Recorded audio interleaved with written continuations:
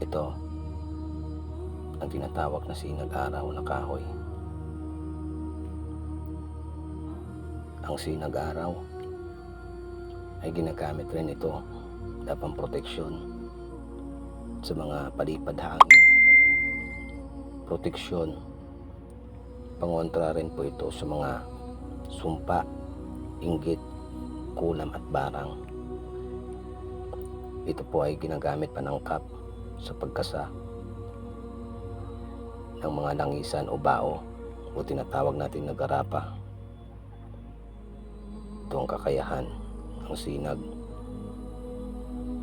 sinag ng araw.